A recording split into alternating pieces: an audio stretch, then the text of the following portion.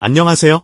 법무부 사면심사위원회가 올해 광복절 특별사면 및 복권 대상자 명단에 김경수 전 경남지사를 포함 이명박근혜 정권 시절 국정농단으로 처벌받았던 이들이 대거 포함됐습니다. 법무부가 8일 사면심사위에서 특사 및 가명 복권 대상자를 심사했는데요. 여기엔 조윤선 전 문체부 장관, 안종범 전 청와대 정책조정수석, 현기환 전 청와대 정무수석, 원세훈 전 국정원장 등이 포함됐습니다.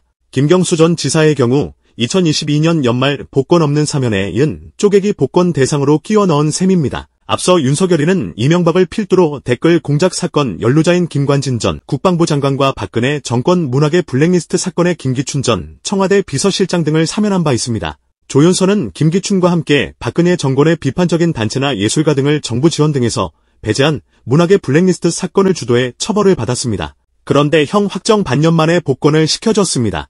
안종범 역시 박근혜 국정농단의 핵심 인물로 미르케이 스포츠재단에 774억 원을 출연하도록 강요해 처벌받은 바 있습니다. 또 현기환의 경우엔 수구단체의 관제대모 등을 지원한 화이트리스트 사건 그리고 부산 LCT 뇌물 사건으로 처벌받았습니다. 원세훈의 경우엔 윤석열이가 유명해진 계기인 국정원 댓글 조작 사건 및 금품 수수 등으로 징역 14년 2개월이 확정된 바 있습니다. 그러나 지난해 신년 특사 때 일부 감형을 받고 가석방되더니 이번에 특사까지 받았습니다. 윤석열이는 지가 수사해서 처벌했던 자들을 이제는 죄다 사면시켜주고 있는 격입니다. 특히 박근혜의 문고리 3인방 중에 한 명이었던 정호성을 용화대 시민사회 비서관으로도 임명하지 않았습니까? 그러나 실제 이런 국정농단 관련자에게 처음으로 면죄부를 준 건 문재인이었습니다. 자신의 임기 말 아무런 협의도 없이 세월호 진상규명과 책임자 처벌도 안 했으면서 박근혜를 제멋대로 풀어주지 않았습니까? 세월호 유가족들 심정은 어떠했겠습니까?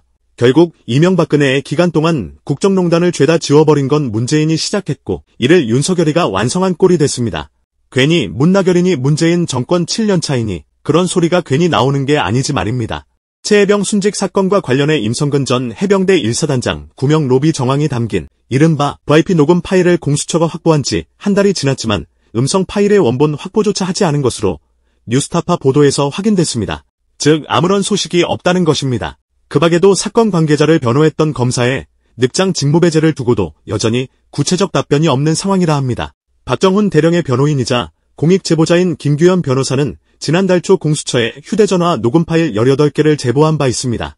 18개 중 12개는 도이치모터스 주가 조작 사건에서 김건희 계좌를 관리했던 이종호 전 블랙펄인베스트먼트 대표, 나머지 6개는 전 대통령 경호처 직원 송모 씨가 김규현 변호사와 나눈 대화였습니다. 통화가 이뤄진 기간은 지난해 5월부터 올해 6월입니다.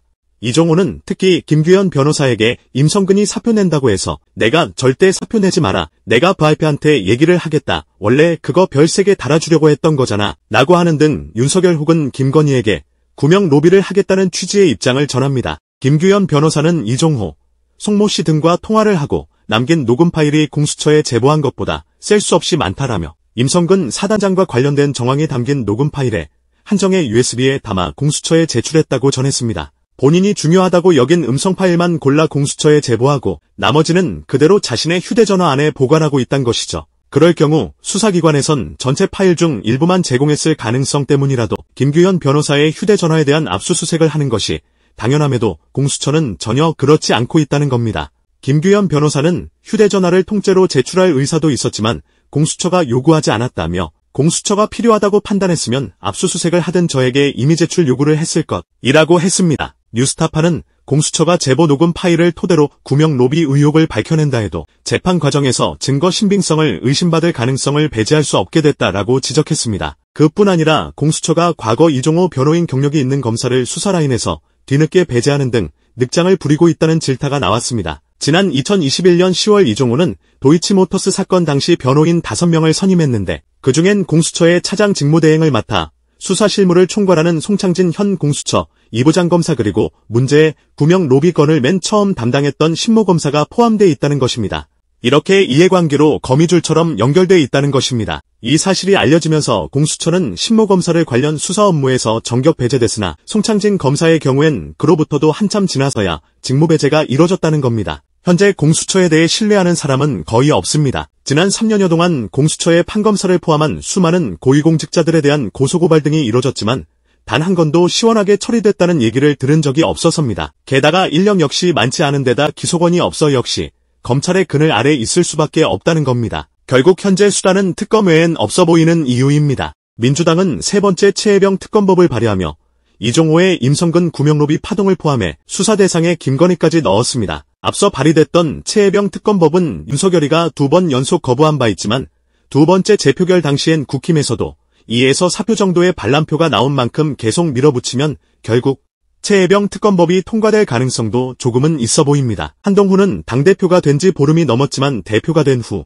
발의하겠다던 제3자 추천 방식의 최혜병 특검은 발의하지 않고 있습니다. 한동훈이 거론한 방식은 조희대 대법원장이 특검을 추천하는 방식이었던 만큼 사실상의 누더기 특검을 하자는 것임에도 국힘 내 반대 기류에 부딪히고 있다는 겁니다. 그만큼 최혜병 특검이 윤석열이는 물론 국힘 내부의 아킬레스건이나 다름없다는 얘기겠죠?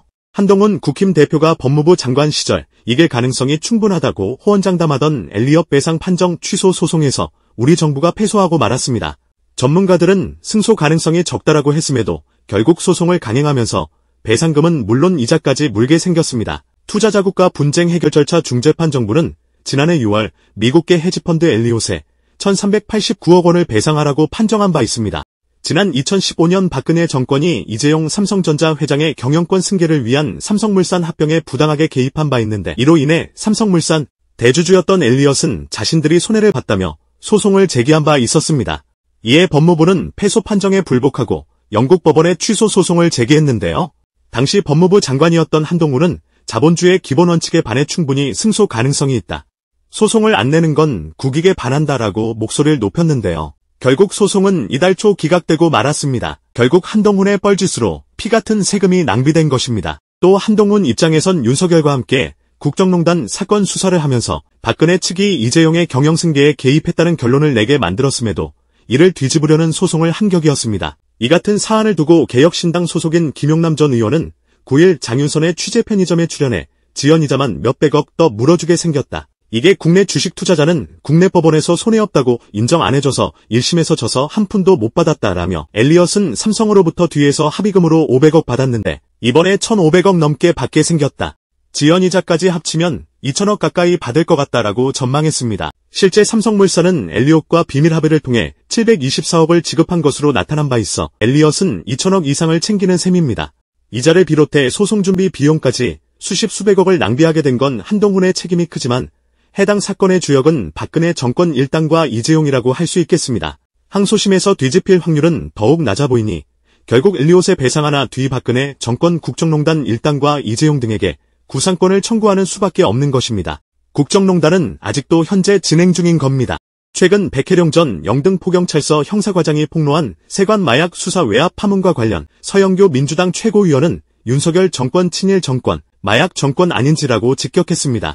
서영교 최고위원은 9일 최고위원회의에서 174kg의 마약, 즉 필로폰이 백혜령 경정이 이끈 수사팀으로부터 적발됐음을 거론하며 이것을 돈으로 따지면 5천억이 넘는다. 이것을 사람에게 따지면 500만 명에게 투약할 수 있다고 한다라며 이 정도 돈이면 세관에, 아니 곳곳에 조직원이 들어있을 법한 엄청난 마약 조직이라고 강조했습니다.